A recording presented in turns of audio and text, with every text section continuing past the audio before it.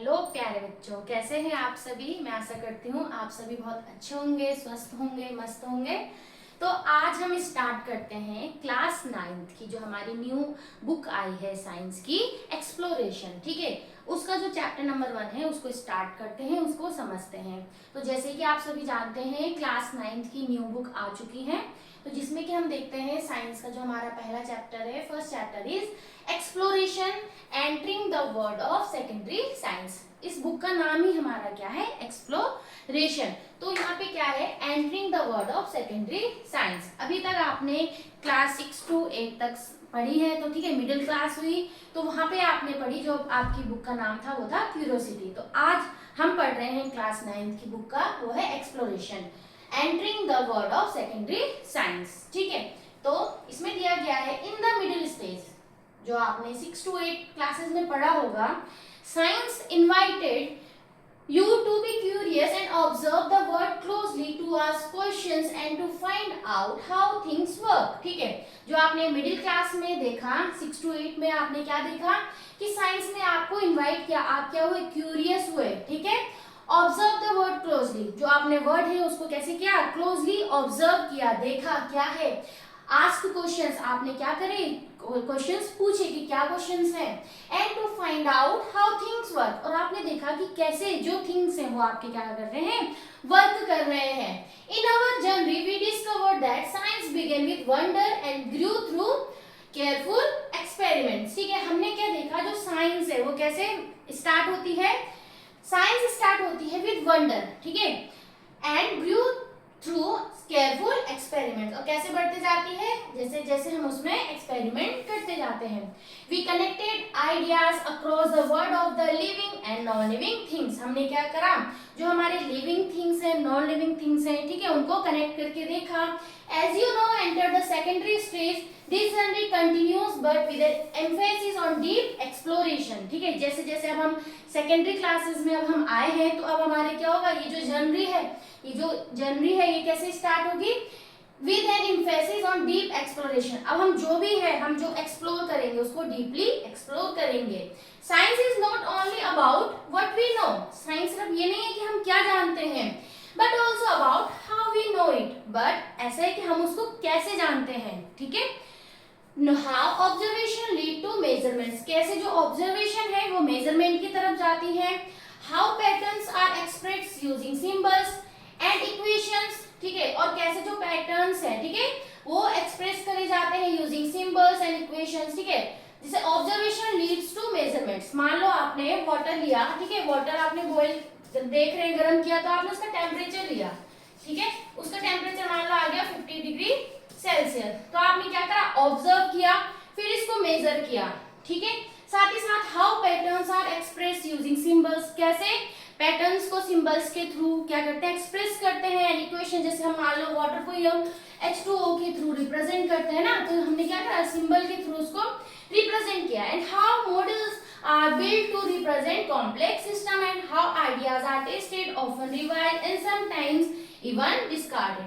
और कैसे आपने देखा होगा ना, हम क्या करते हैं, कुछ मान लो हमें हार्ट का ही हमें कुछ मॉडल दिखाना है, हम क्या करते हैं, एक छोटे से मॉडल के थ्रू उसको समझते हैं, कहीं पे किसी चीज को डायग्राम के थ्रू समझते हैं। ठीक है, तो ऐसे ही इनको समझा जाता है। In our secondary stage text books of science exploration, ठीक है, जो हमारी बुक का नाम क्या है, उसका नाम क्या है, exploration. We will look more closely, think more carefully and find out how scientific idea help us make sense of nature, technology and our place within them। ठीक है, हमने क्या करना है, we will look more closely, ठीक है, हमने बहुत पास से देखना है, बहुत अच्छे से उस चीज को ऑब्जर्व करनी है, एंड कैसे साइंटिफिक आइडियाज है, इन सब को हमने देखना है। To reflect the approach of this textbook, the page numbers have been thoughtfully designed। ठीक है, इस जैसे आपने देखा होगा पिछली क्लासेस में जो बुक में थे, कुछ ना कुछ उसमें क्या थे, पैटर्न्स बने, जो पेज नंबर दिए थे, कहीं पे काइट्स थी, ठीक है, कहीं पे काइट्स गिवन थे, कहीं पे रूट्स बने हुए थे। वैसे ही यहाँ पे भी जो पेज नंबर के लिए आपको क्या किया गया है, कुछ डिजाइन दिए गए हैं। ठीक है, एंड आर फ्रेम्ड बाय, क्या दिया बनाया गया है, मैग्नीफाइंग ग्लासेस। ठीक है, मैग्नीफाइंग ग्लास होता है ना, ठीक है, magnifying glasses and a compass. ठीक है, कंपास होता है जिसमें आपको डायरेक्शन का पता चलता है। The magnifying glass symbolize careful observation. तो यहाँ पे जो पेज नंबर आपको गिवन है किसके थ्रू दिए गए हैं, यहाँ पे जैसे कि दिखा देते हैं आपको, यहाँ पर आपको गिवन है ये है मैग्नीफाइंग ग्लास के थ्रू यहाँ पे पेज नंबर दिखाया गया है, और यहाँ पे कंपास के थ्रू आपको पेज नंबर दिखाया गया है। तो जो ये मैग्नीफाइंग ग्लास है ये किस चीज को बताती है, ठीक है। तो आपको पता है जो मैग्नीफाइंग ग्लास है उसको हम क्या करते हैं, छोटी चीजों को बड़े देखने के लिए यूज करते हैं, ठीक है। तो वैसे यहाँ पे दिया गया है the magnifying glass symbolizes careful observation. क्या करता है, हमने क्या करना है, किसी भी चीज को केयरफुली देखना है, ठीक है। Noticing patterns and paying attention to what might otherwise be miss, ठीक है। हमें क्या करना है, नोटिसिंग पैटर्न्स, जो पैटर्न्स है उसको नोटिस करना है और उस पे हमने अच्छे से ध्यान देना है ताकि हमारी कोई चीज रह ना जाए। The compass remind us that exploration also needs direction, ठीक है। जो यहाँ पे कंपास दिया गया कैसे दिया गया है, जिसमें आपको डायरेक्शंस गिवन है, क्या गिवन है, डायरेक्शंस गिवन है।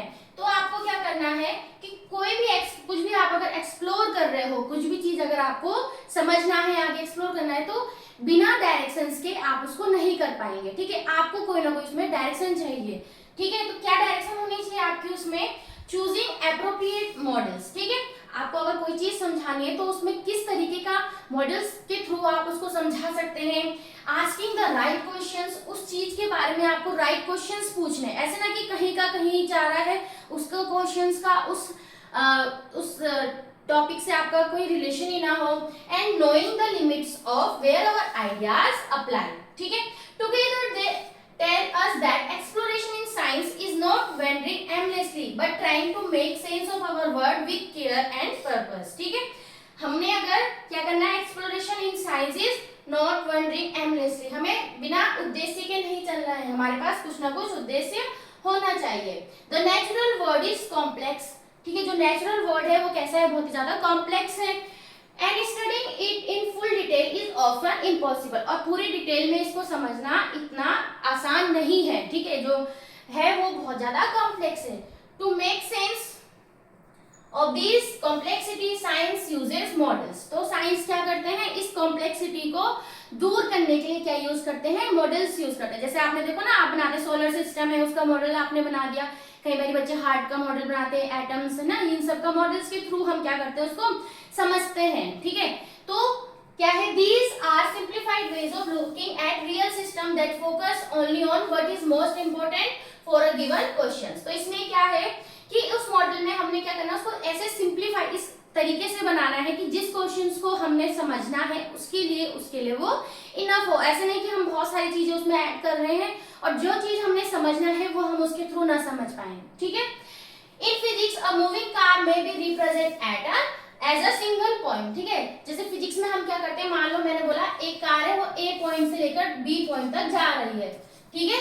Car is moving from A point to B point. अब मैं ऐसे नहीं करूंगी कि यहाँ पे ऐसे करके हमने क्या करी, कार बना दी, ठीक है, ऐसे नहीं करना है। मैं सिंपल उसको पॉइंट के थ्रू भी क्या कर सकती हूँ, रिप्रेजेंट कर सकती हूँ। इसका मतलब ये पॉइंट है, मैंने इसको क्या बताया, यहाँ पे एक कार बताई है।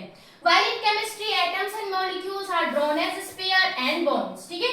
केमिस्ट्री में जो आपके एटम्स हैं, मॉलिक्यूल्स हैं, वो आपके स्फीयर के थ्रू, बॉन्ड्स के थ्रू आपको बताए गए हैं। जैसे कि ये देखो, मान लो ये एटम है, फिर ये है, इन दोनों को आपको ऐसे बॉन्ड के थ्रू इनको बताया गया है। रियल में ऐसा नहीं है, लेकिन आपको समझने के लिए ऐसा बताया गया है। In biology cells are shown as diagram highlighting the key parts. और जो बायोलॉजी में क्या होते हैं, जो आपके सेल्स है, मान लो कोई सेल बनाया हुआ है, उसके जो आपको क्या करना है, जो मेन पॉइंट होते हैं उनको क्या करा है, हाईलाइट किया है, ठीक है।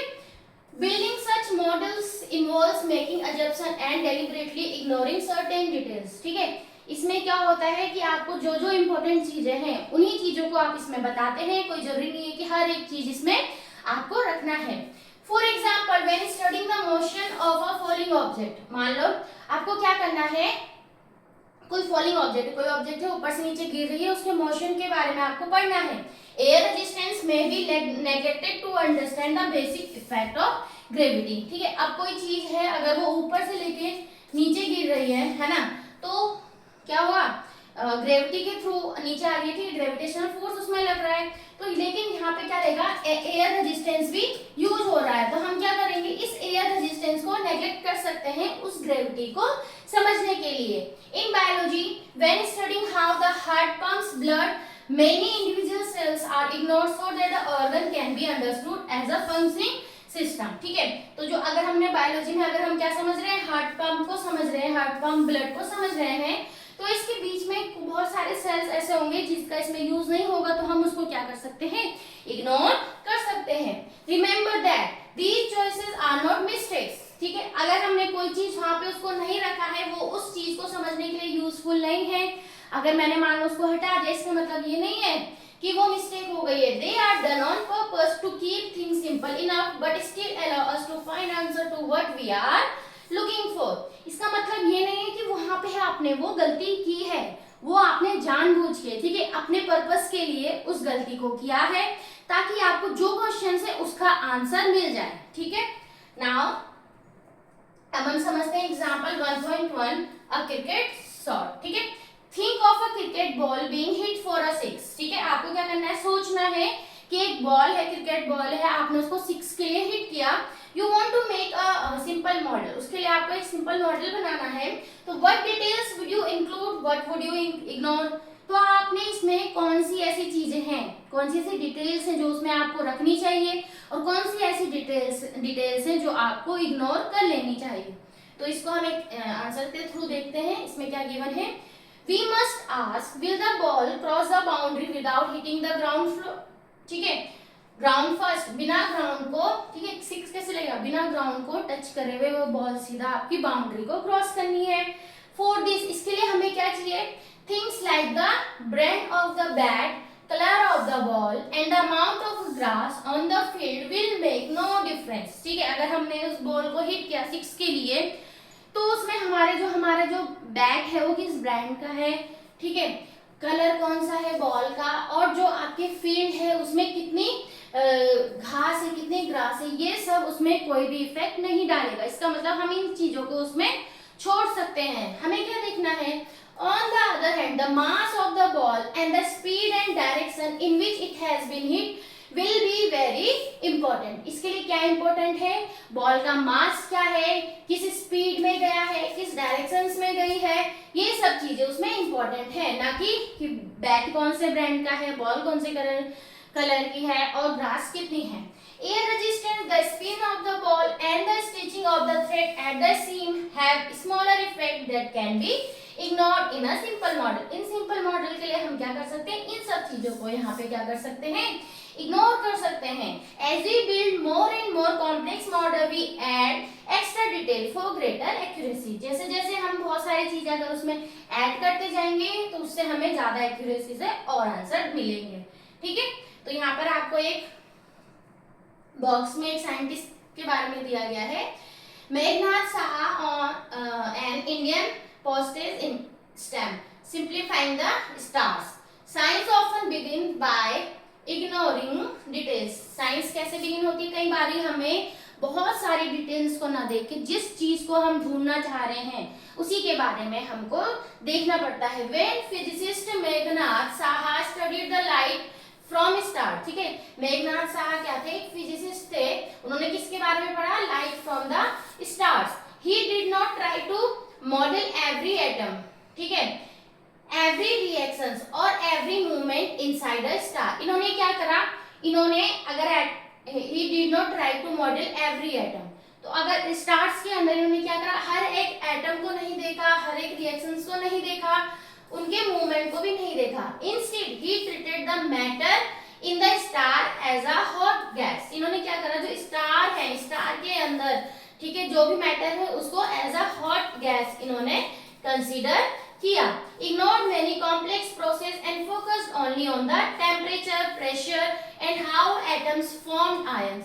इन्होंने क्या करा, इसके अंदर जो भी आपकी प्रोसेस होंगी सारी प्रोसेस को इन्होंने क्या किया, इग्नोर किया। इन्होंने मेनली फोकस किया टेम्परेचर पर, उस स्टार के टेम्परेचर पे, उसके प्रेशर पे, एंड कैसे जो एटम्स हैं वो आयंस को फॉर्म करते हैं, इन्होंने इस चीज पे फोकस किया। इनको जो चाहिए था उन्होंने उससे रिलेटेड चीजों पे ही क्या किया, फोकस किया। This simplification allowed him to explain how the colour of the stars is deeply connected to the temperature. इसका मतलब उनको क्या करा उन्होंने कि इससे उनको क्या समझ आया कि कैसे जो स्टार्स का जो कलर्स है वो उनके टेम्परेचर से क्या है, कनेक्टेड है। जो जितना ज्यादा चमक रहा है इसका मतलब उसका टेम्परेचर उतना ज्यादा है। तो इस तरीके से इन्होंने क्या किया, जो चीजें इनको चाहिए उससे रिलेटेड ही इन्होंने उन टॉपिक्स पे ध्यान दिया, ठीक है, उससे इनको आंसर अपना मिला।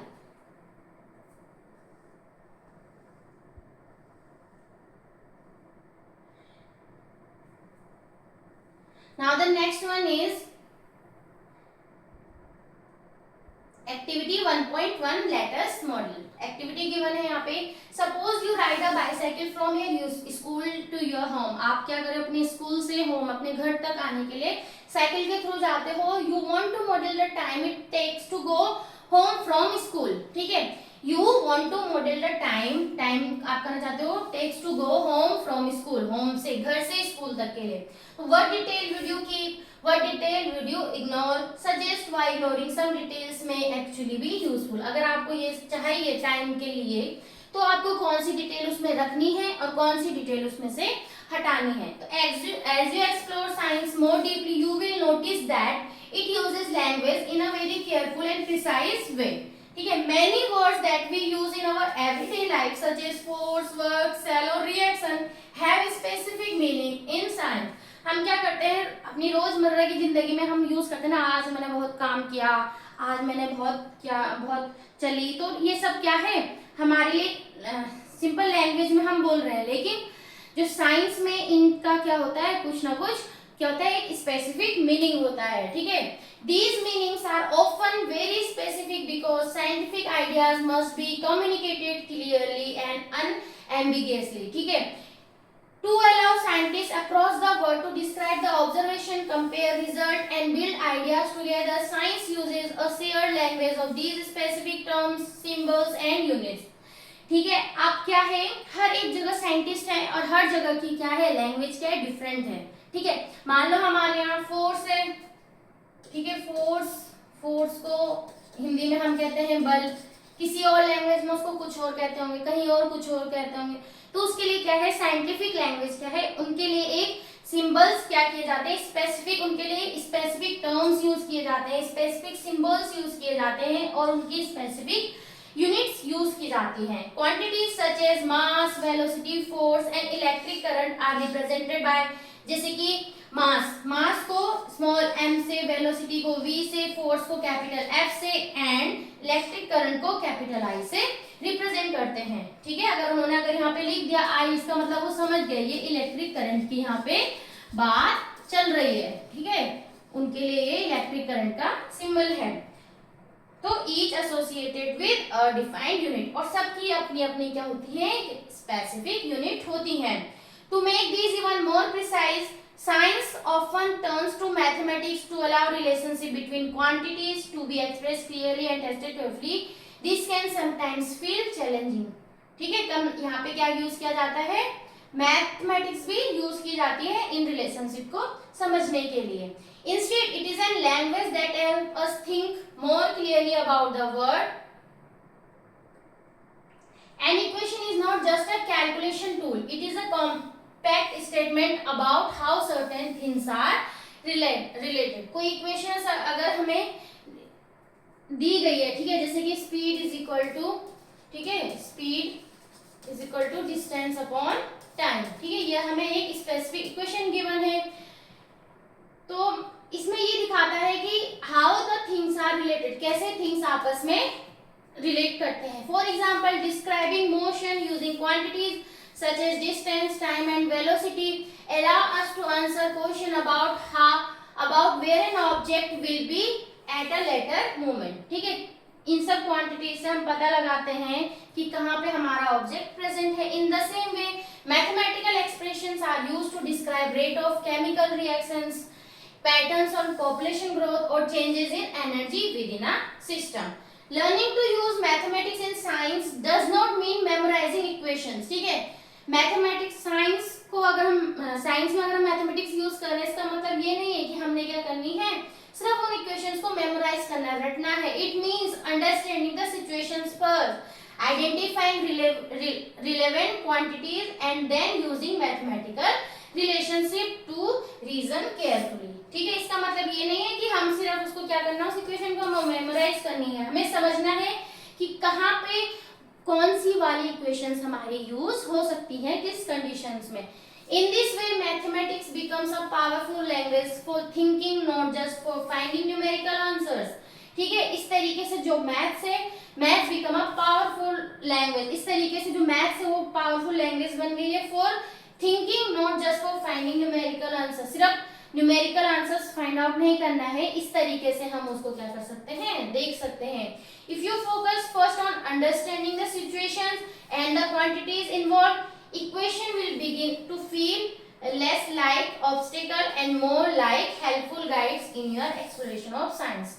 तो अगर आपको क्या करना है, इन सब चीजों को समझना है, तो जो इक्वेशंस हैं, ठीक है, वो आपके लिए एज एन ऑब्स्टिकल काम नहीं करेगी, वो आगे जाके आपके लिए बहुत ज्यादा हेल्पफुल रहेगी साइंस में। ठीक है,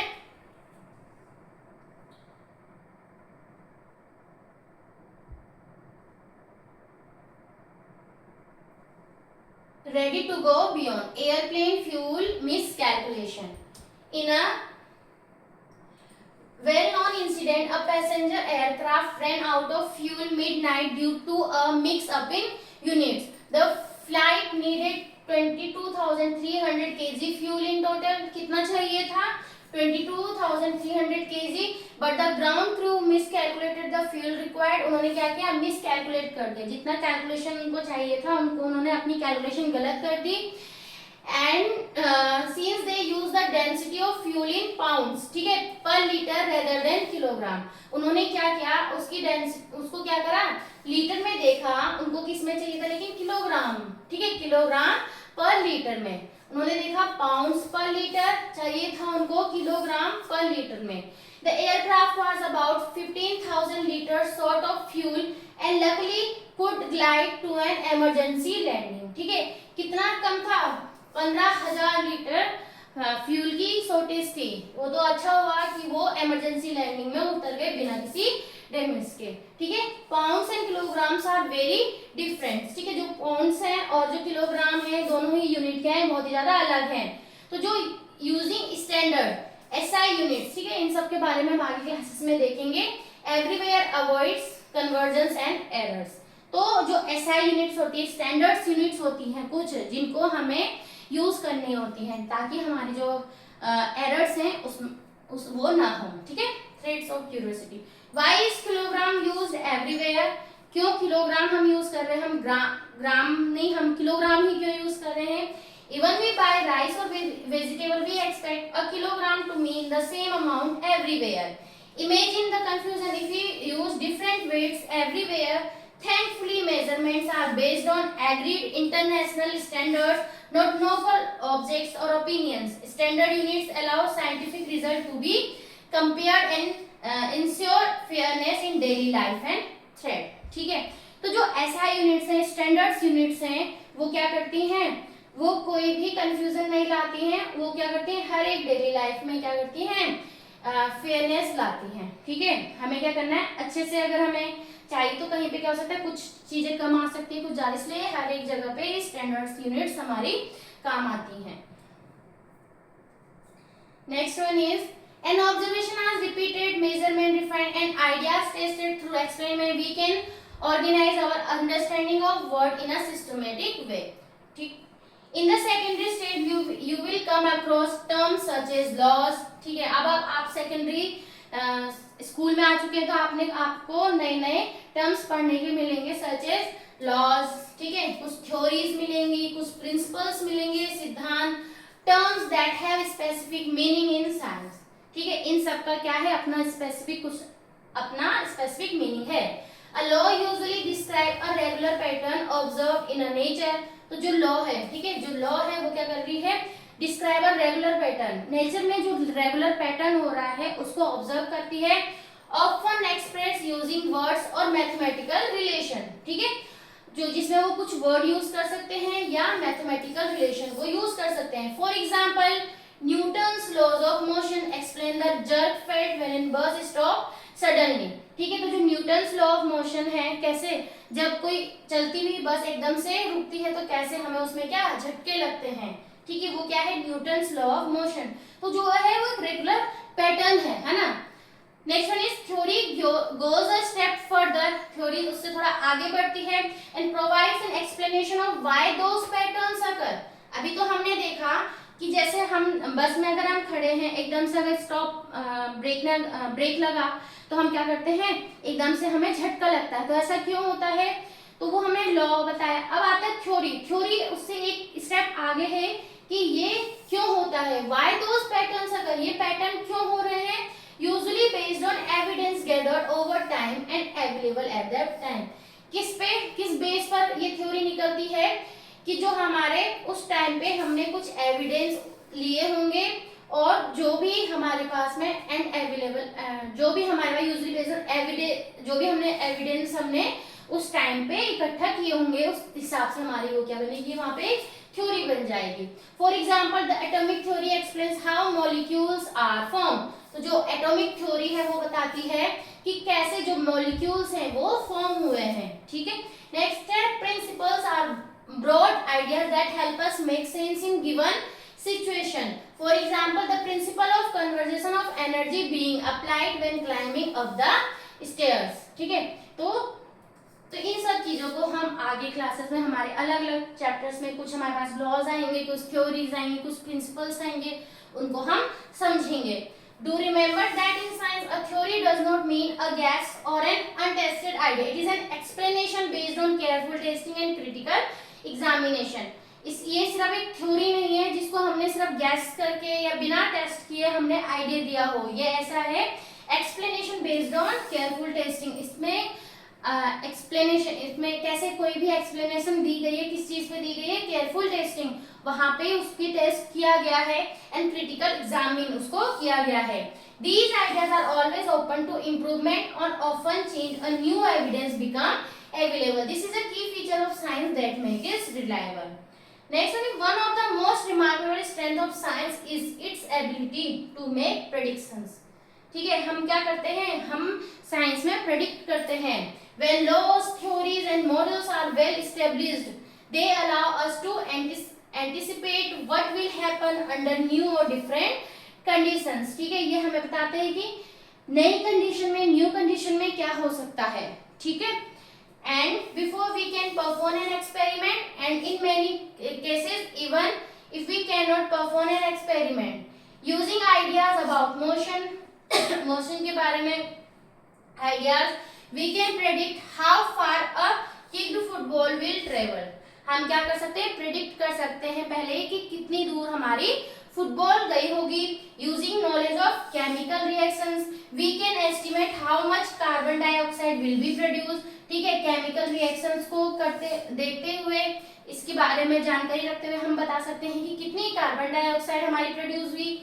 और how soft a baked bread would be, कितना जो ब्रेड है वो कितना सॉफ्ट है। Using biological principle we can predict how one's breathing would change while running. ठीक है, यूजिंग बायोलॉजिकल प्रिंसिपल, जो बायोलॉजिकल प्रिंसिपल्स हैं उनको यूज करते हुए हम बता सकते हैं कि कैसे दौड़ते हुए किसी की ब्रीथिंग में कितना चेंजेस आ सकता है। तो इन सब को हम देख सकते हैं। तो साइंस में हमारे लिए जो प्रेडिक्शन है वो भी बहुत ज्यादा हेल्प करती है। Remember that these predictions are not guesses, they are reasoned expectations based on evidence and careful thinking. अब हम कुछ भी चीज अगर हम प्रेडिक्ट कर रहे हैं, है ना, जैसे प्रेडिक्ट किया कि कैसे हमने अगर फुटबॉल को किक किया तो कितनी दूर गई। ठीक है, कैसे हम बता सकते हैं कि कितनी कार्बन डाइऑक्साइड गैस निकली है, कितनी हमने बताया कि हमारी जो रनिंग के बाद जो ब्रीथिंग है वो कैसे चेंज हो सकती है। ये सब सिर्फ गैसेस नहीं है। ठीक है, तुक्का नहीं लगाया है, ये सब क्या है, they are the reason expectation based on evidence. Evidence के बेस पे हम ये सब एक बता रहे हैं और साथ ही साथ हमारी जो केयरफुल थिंकिंग है उसके बेस पे हम इसको बता रहे हैं। But even more important when they do not scientist री एग्जामिन देयर एजम्पशंस, मॉडल्स और मेजरमेंट। ठीक है, कई बार क्या होता है कई बार अगर हमारी चीजें क्लियरली नहीं निकलती है, नहीं हमें पता चलता है, उसके लिए क्या करते हैं साइंटिस्ट, री एग्जामिन करते हैं, ठीक है, फिर से उसको बताते हैं।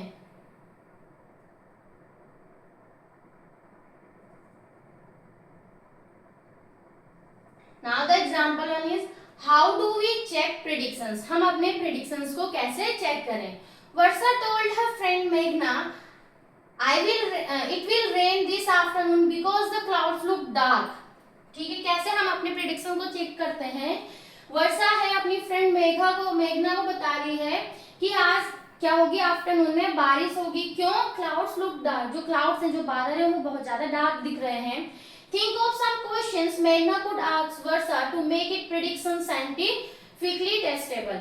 अब मेघना क्या है, अब उस वर्षा से क्वेश्चंस करेगी कि कैसे उन्होंने सोच लिया कि बारिश होने वाली है। तो good scientific question will look for measurable evidence and past patterns. ठीक है, तो हमने क्या करना, questions with simple yes no answer are usually not so useful. मेघना could ask Varsha question like these are just examples, what was the condition of sky when it rained the last time. जब last time बारिश हुई थी तो sky का जो colour था वो कैसा था, क्या कंडीशन थी। What is the humidity today, humidity कैसी है। वाज इट अबाउट 80% और लास्ट टाइम इट रेन, जैसे लास्ट टाइम में था वैसे ही है। What the today's wind speed and direction, ठीक है, and is the temperature dropping like it did before the recent rain. Questions like these ask about measurable data and past pattern which go beyond mayor clouds look dark. ठीक है, तो हमें क्या करना है, जो पीछे की जो कंडीशन, पीछे के जो पैटर्न है, जैसे लास्ट टाइम जो बारिश आई होगी उसका जो पैटर्न रहा होगा उसके बेसिस पर ही मेघना ने वर्षा से क्वेश्चंस करे। Why do weather forecast something times go wrong? कई बार क्या होती है, वेदर फोरकास्ट होता है, बता दिया जाता है कि बारिश होने वाली, लेकिन क्या होता है नहीं होती है, या कुछ भी चेंजेस बताते हैं वो नहीं हो पाता है। तो ऐसा क्यों होता है, weather depends on many changing factor. Weather बहुत सारी चीजों पे डिपेंड कर रहा है, जिसकी टेम्परेचर पे, प्रेशर पे, ह्यूमिडिटी पे एंड विंड पे। Weather forecast are measurements and models but very tiny difference in conditions can grow over time and lead to something completely different. ठीक है, अगर इन फैक्टर में कुछ भी चेंज हुए, थोड़े चेंजेस में ही वो आपके पूरे पैटर्न्स को क्या कर सकते हैं, कंप्लीट बदल सकते हैं। This is why forecast are usually reliable for few hours और फ्यू डेज। ठीक है, इसीलिए वो कुछ टाइम के लिए, कुछ दिन के लिए ही होता है। Even the most successful scientific theory have limits and may fail even when the new condition are explored और व्हेन मेजर्ड मोर प्रिसाइज। देख लेते हैं, such failures are not the weakness of science. कई बार क्या होती है, हमने जो सोचा वो नहीं होता, इसका मतलब क्या है, वो फेलियर्स नहीं है, in fact they are its greatest strength. When prediction do not match observation, scientist do not reject ideas based on opinion on belief but only on evidence. ठीक है, no scientific theory is ever final and none is beyond question. This openness to being corrected by nature itself, what has allowed science to help us in understanding the world we live in। ऐसा नहीं है कि अगर एक बार जो उन्होंने predict किया अगर वो गलत निकल चुका है तो उसको आगे नहीं देखेंगे, वो देखेंगे कि हमारे कौन सी चीजें ऐसी थी जो हमको अब आगे इसके लिए नहीं लेनी है। ठीक है, अब देखो, threads of curiosity, checking viral claims on social media, is eating food harmful during an eclipse. ठीक है, जैसे ग्रहण लगता है तो हम बोलते हैं ना कि उस टाइम पे हमने खाना नहीं खाना है, तो ऐसा क्या है, a commonly circulated claim is that food should not be eaten during an eclipse because it becomes harmful. तो जब ग्रहण लगता है तो हमें खाना नहीं खाना है क्योंकि वो क्या होता है, हार्मफुल हो जाता है। ऐसा क्यों, disproof come from asking simple scientific question and eclipse is just a play of shadow। eclipse क्या है, एक play of shadow। ठीक है, जब किसी के बीच में जैसे है ना कोई दूसरा जैसे सन अर्थ मून है, ठीक है, एक दूसरे के बीच में आके तो शैडो बन जाती है। तो what physical change occur during an eclipse। ठीक है, एक्लिप्स के दौरान क्या चेंजेस होते हैं, does temperature change significantly, does food go bad if it is left in a shadow. You will conclude that no physical, chemical or biological mechanism support such a claim, ठीक है। ना ही कोई physical, ना chemical, ना biological mechanism इसको claim करती है कि ग्रहण के दौरान अगर हम खाएंगे तो वो हमारे लिए हार्मफुल है। As you continue your journey through science in grade 9 and 10, you will gradually develop habit of thinking that are useful for beyond the classroom. जैसे जैसे आप अपनी जर्नी आगे बढ़ाते जाएंगे तो क्या होगा, you will gradually develop habit of thinking, आपकी जो हैबिट है थिंकिंग, सोचने की जो हैबिट है वो बढ़ेगी, that are useful for beyond the classroom, classroom से बाहर भी वो आपके लिए बहुत ज्यादा यूजफुल होगी। A helpful strategy is to first understand the situation being studied, then identify the quantities that matter, and finally make a rough estimate to check whether an answer makes sense. तो सबसे पहले आपको क्या करना है, helpful study is to first understand the situation being studied, जो आपने पढ़ना है, ठीक है, उस सिचुएशन को सबसे पहले आपने पढ़ना है, then identify the quantities that matter, and finally make a rough estimate, आपको रफ एस्टिमेट बनाना है to check whether an answer make sense, जो आपने इसका आंसर निकाला है कोई सेंस बना रहा है या नहीं बना रहा है। Exact values are not always necessaries specially in the early stage of reasoning, ठीक है, एग्जैक्ट वैल्यूज जरूरी नहीं है। Often an approximate estimate is enough to tell us whether a result is reasonable or impossible. तो जो approximate, ठीक है, आप उसमें क्या कर सकते हो, ऑफन एंड अप्रोक्सीमेट एस्टिमेट, ठीक है, कोई जरूरी है कि पूरा एकदम एग्जैक्ट आंसर आपको चाहिए, उसके आसपास का आंसर भी अगर लिया आपने तो वो भी आपके लिए बहुत सही है, उससे आप बता सकते हो कि ये आंसर आपका सही है या इम्पॉसिबल है। Learning to estimate help us build intuitions, ठीक है, detect errors and develop confidence in your thinking. तो लर्निंग टू एस्टिमेट, जो एस्टिमेट है उसको क्या करता है, हमारे इंट्यूशंस को बिल्ड करता है, एरर को डिटेक्ट करने में हेल्प करता है, and develop confidence in our thinking, हमारी थिंकिंग में क्या करता है, कॉन्फिडेंस को डेवलप करता है। Science values careful reasoning perhaps much more than accurate calculations, ठीक है, तो एक्यूरेट कैलकुलेशन से सही केयरफुल रीजनिंग को मानता है। How much rice would feed a family of 4 for a month, तो यहाँ पे आपको बताया गया है कि कितना राइस एक महीने के लिए 4 जनों की फैमिली के लिए है। To make a rough estimate, हमने क्या करना है, एक रफ एस्टिमेट बनाना है। Assume that all their calories needs come from rice alone, ठीक है, उनको जितनी कैलोरीज चाहिए वो सिर्फ कहाँ से मिल रही है, उनको राइस से मिल रही है। An average adult need about 2000 to 2500 kilo calories per day, एक जो नॉर्मल एडल्ट है उसको कितना 2000 से लेके 2500 की किलो कैलोरी तक उनको चाहिए। Find out how many calories 100 gram of uncooked rice provide when cooked and use these to estimate the daily requirement for the family. The aim is not to get an exact number, सिर्फ exact number find out नहीं करना है, but to check whether the answer makes sense, as 100 gram for a month is clearly too little while a few tons is far too much. Such estimation help connect science to everyday questions about food and resource and shows why approximate reasoning is an important scientific skill. अब आपको देखना है कि उनको लगभग कितने चावल की जरूरत होगी, तो आपको जरूरी नहीं है कि एकदम एग्जैक्ट आंसर चाहिए, अप्रोक्सीमेट आंसर लेके भी आप चल सकते हैं।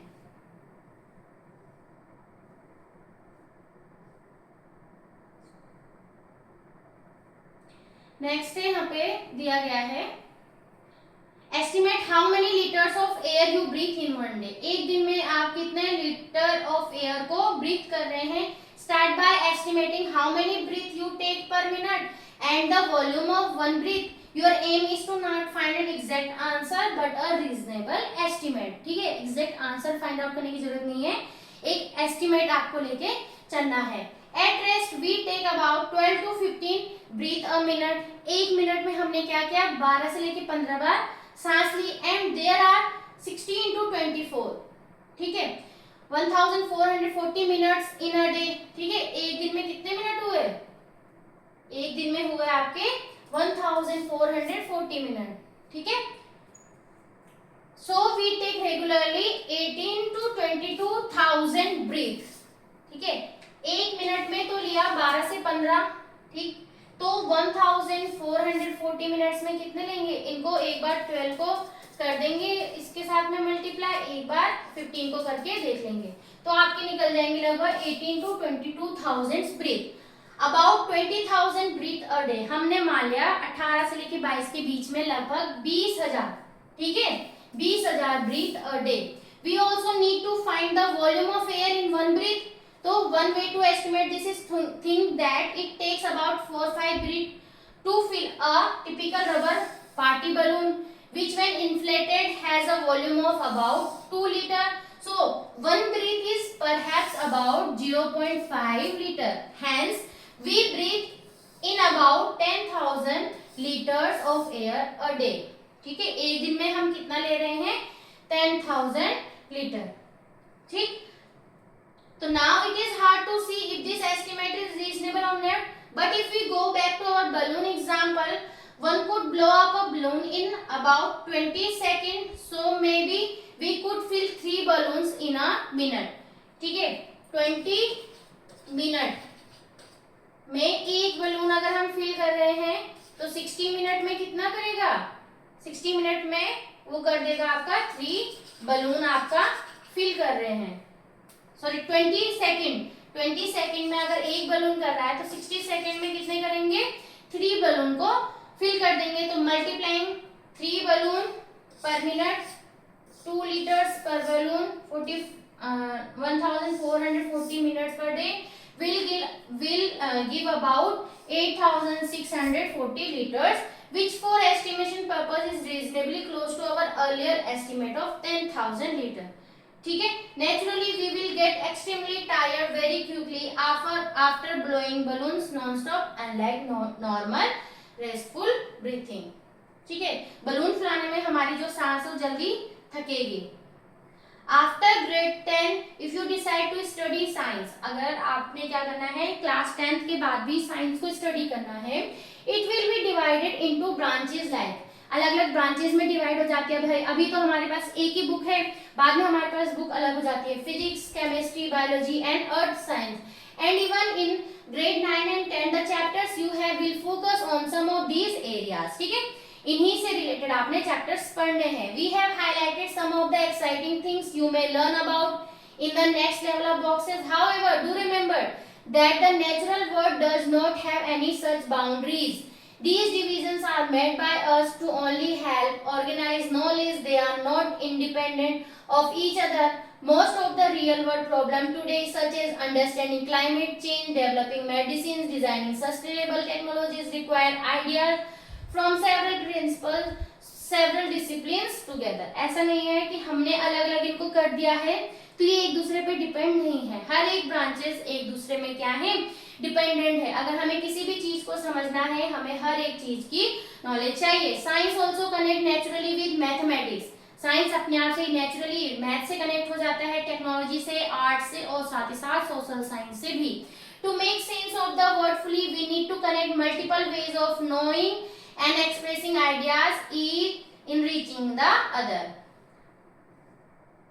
Ready to go beyond. How does a mask really work? जो ये mask है ये कैसे work करता है? Solving real problems requires knowledge from several branches of science. During the COVID-19 pandemic, ठीक है, we all used masks for safety. हमने क्या करा? COVID-19 के दौरान से हमने सब ज्यादा मास्क लगाने स्टार्ट करे। Understand how a mask work require concept from physics, particles, motions and electrostatic attraction. ठीक है, तो ये कैसे वर्क करता है? फिजिक्स भी इसमें यूज हो रही है। ठीक है, फिजिक्स इसमें यूज हो रही है, particles, motion and electrostatic attraction. Chemistry इसमें यूज हो रही है, properties of polymer, fibre. Biology भी इसमें यूज हो रही है, size and behaviour of the virus. And the mathematics use हो रही है, modelling, air flow and filtration of efficiency. तो अगर हमने देखो मास्क यूज कर रहे हैं तो वहां पे उसकी फिजिक्स यूज हो रही है, केमिस्ट्री, बायोलॉजी, मैथ्स, हर एक चीजें यूज हो रही है। इसका मतलब हर एक जो सब्जेक्ट है वो आपस में इंटरकनेक्टेड है। Finally we have mention in every text book science is not just a collection of facts, equations और एक्सपेरिमेंट्स। साइंस सिर्फ आपका फैक्ट्स, क्वेश्चंस, इक्वेशंस, एक्सपेरिमेंट्स का ही कलेक्शन नहीं है। It is a human activity shaped by curiosity, creativity, collaboration and careful questioning. ये क्या है? Human activity है बाय क्यूरियोसिटी। जैसे हमें क्यूरियोसिटी आती है तो हम एकदम से क्या कर सकते हैं, जो हमने पहले सोचा कोई जरूरत नहीं है वही हम उसके आगे भी तो सोच सकते हैं। Creativity, collaboration and careful questions. It grows as people ask question. ये कैसे ग्रो करता है? जब लोग आस्क क्वेश्चंस पूछते हैं, आइडियाज टेस्ट करते हैं, रिजल्ट को शेयर करते हैं एंड लर्न फ्रॉम मिस्टेक्स, और अपनी मिस्टेक्स से सीखते हैं। Science develop over time through the work of many individuals across the different cultures and generation. Science ने धीरे धीरे डेवलप हुआ है हर एक जगह से। Even if you do not choose to study science beyond grade 10, scientific thinking will be very important in whatever you do. अगर आपने क्लास 10 के बाद अगर आपने साइंस नहीं लिया, लेकिन फिर भी आपकी जो थिंकिंग होनी चाहिए साइंटिफिक होनी चाहिए, ठीक है। It helps you understand the technology that surrounds you.